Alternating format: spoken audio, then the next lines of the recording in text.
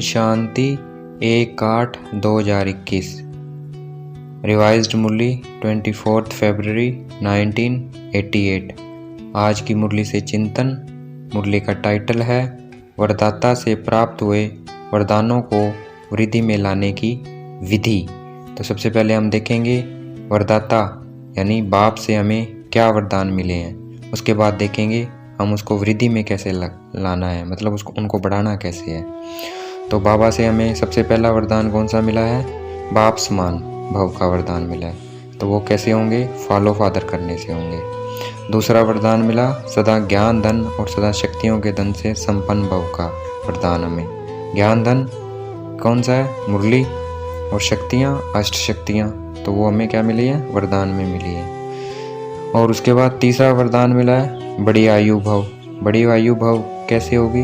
जब से हम बाबा के बच्चे बने हैं और अंत तक हम अगर बाबा के बच्चे रहते हैं तो हमारी आयु क्या है? बड़ी आयु भव का वरदान मिला हुआ है। हमारी आयु क्या होगी? बड़ी हो जाएगी। तीसरा वरदान निरोगी भव का। निरोगी कैसे बनेंगे? अगर माया से हम जितना कम हारेंगे उतना हम निरोगी बनते जाएंगे। उसके बाद तंदुरुस्त। तंदुरुस्त कोई भी परिस्थिति आए, उलझन आए, तो हमें उसमें दिल तक शिकस्त नहीं होना। अगर दिल शिकस्त नहीं होते हैं, है ना, तो क्या हम तंदुरुस्त है। तो ये बाबा का हमें तंदुरुस्ती का वरदान मिलता है। उसके बाद छठा वरदान कौन सा है? छठा वरदान है पुत्रवान भव और संतान भव। पुत्रवान और संतान भव कैसे बनेंगे? हम क्या हैं? मास्टर रचयिता हैं, और बाकी क्या है? रचना है हमारी। ये पृथ्वी प्रकृति सब क्या है? रचना है। रचना क्यों है? क्योंकि हम इनको सकाश देते हैं। विश्व की आत्माओं को क्या दे रहे हैं? हम सकाश दे रहे हैं। तो जिनको हम सकाश देते हैं वो क्या है? हमारी रचना है, और हम क्या है? रचयिता हैं। तो ये भी वरदान क्या मिला है? बाबा से मिला है हमें।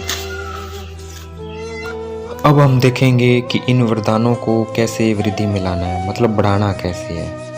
पहली विधि है जैसे समय उस प्रमाण वरदान स्मृति में आए। भाई जैसा समय है उस शाम स्मृति में आने से समर्थ बन जाएगा और सिद्धि स्वरूप बन जाएंगे। तो वरदान को कार्य में लगाना, जितना समय हम समय के अकॉर्डिंग उसको कार्य में लगाएंगे उतना वो क्या होगा? हमारा वरदान बढ़ता जाएगा। पहली विधि है ये। पहली विधि ये है कि हमें उस वरदान को कार्य में लगाना है ज़्यादा से ज़्यादा, उसकी बढ़ाने की वृद्धि ही है। दूसरी वरदान को बढ़ाने की वृद्धि है बाबा की श्रीमत। हमें बाबा की श्रीमत पे ही चलना है, जो बाबा ने श्रीमत दी है उस पे चलना है। दूसरी विधि है ये। तीसरी विधि है बढ़ाने की इच्छा मात्रा में विद्या। कोई भी इच्छा नहीं रखनी है, वो क्या है? तीसरी विधि है। चौथी विधि है कर्म के संबंध में जाना है, लौकिक हो चाहे अलौकिक हो।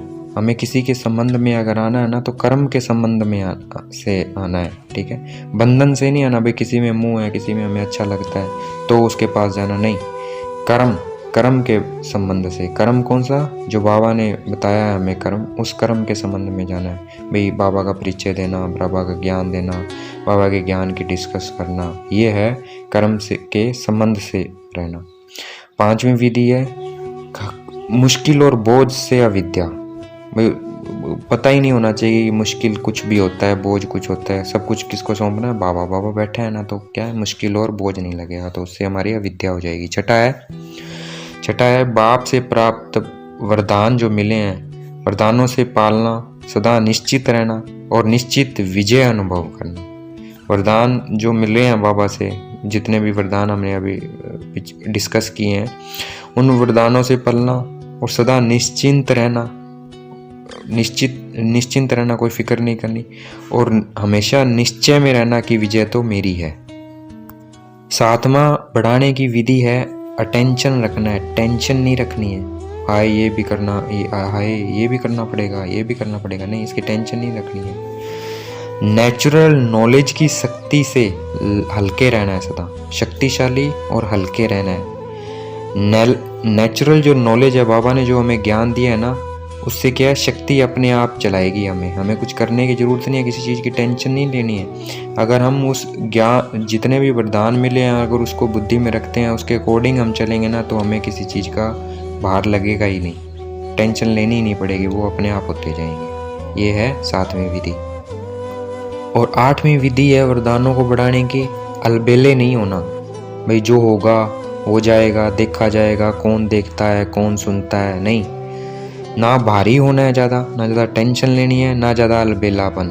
अच्छा है भाई, देखा जाएगा, पुरुषार्थ होगा, अपने आप होता रहेगा, ड्रामा में है तो हो जाएगा, नहीं ये नहीं, ये क्या है अलबेलापन, ये नहीं करना है। तो हम इस विधि से चलेंगे तो क्या हो गया, हमारे वरदान बढ़ते जाएंगे। आगे बाबा की मुख्य महारथी भाइयों से मुलाकात।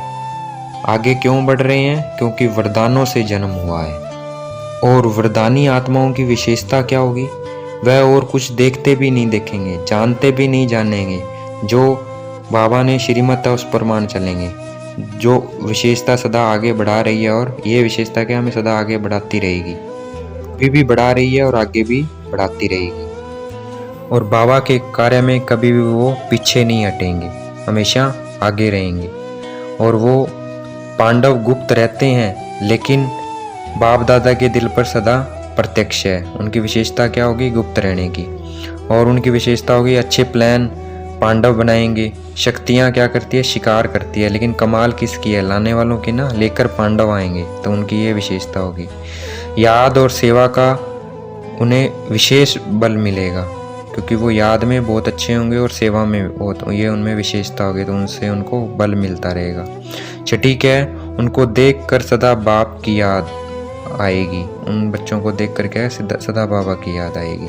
और सातवां है, वो चरित्र सुनाकर चरित्रवान बनने की प्रेरणा देंगे। बाबा का चरित्र सुना के क्या आएंगे, चरित्रवान बनने की प्रेरणा देंगे। यह सबसे बड़ी सेवा है, बाबा कहते हैं सबसे बड़ी है। और वो सेवा पर जाना, तो ऐसी सेवा पर जाना ही है और सेवा के निमित्त बनना ही है। ऐसी सेवा के लिए बाबा कह रहे हैं जिसमें चरित्र सुनाकर चरित्रवार बनाने की प्रेरणा देते हो ना, ऐसी सेवा पर जाना ही है और सदा सेवा के निमित्त बनना ही है। आज की मुरली का वरदान है, हद की जिम्मेवारियों को भेद में परिवर्तन करने वाले स्मृति स्वरूप नष्टो मोहा भव। कैसे मिलेगा ये वरदान नष्टो मोहा का, अगर हम हद की जो जिम्मेवारी हैं, मेरा घर है, मेरा संबंध है, मेरे बच्चे हैं, उसको बेहद में कन्वर्ट कर दो कि ये सारी दुनिया ही बाबा के बच्चे हैं और मैं यहाँ सेवादारी हूँ, सबकी सेवा मेरी जिम्मेवारी है। तो इससे क्या होगा कि हमारा मोह नष्ट हो जाएगा।